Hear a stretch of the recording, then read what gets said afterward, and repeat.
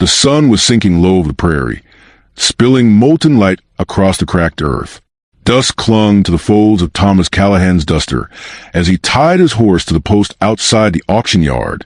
The air reeked of sweat, leather, and the bitter tang of desperation. He wasn't there to buy, only to deliver a load of hay for the stock pens. That's what he told himself, at least.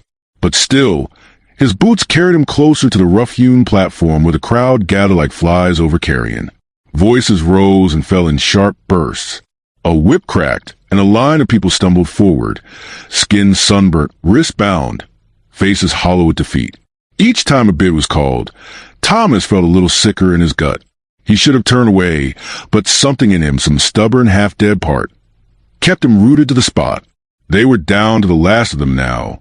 A man in a stained hat spat. Don't waste time.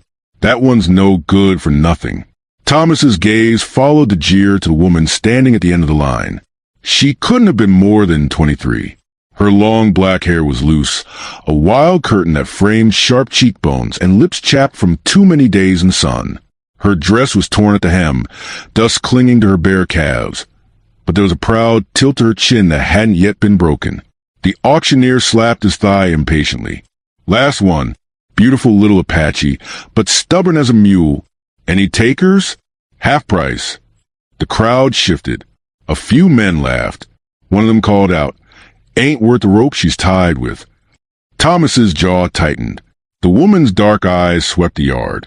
They passed over everyone without pause, until they found him. For the briefest moment, something passed between them.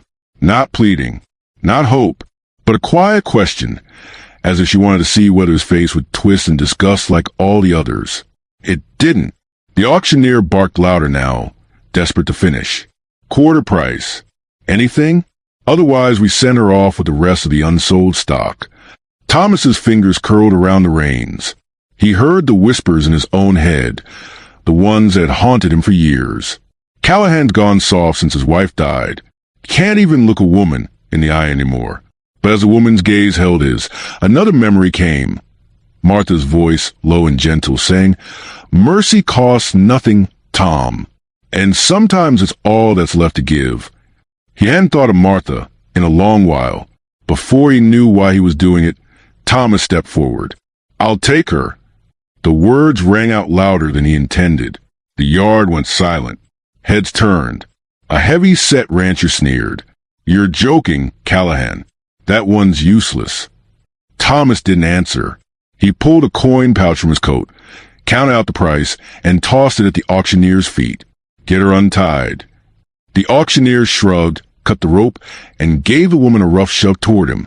She stumbled but caught herself before she fell. Thomas saw the flicker of fire in her eyes as she straightened her back and walked the last few steps on her own. "Get on the horse," he said quietly. She hesitated, then swung up behind the saddle. Without a word, Thomas mounted in front of her, the weight of her presence strange and disorienting.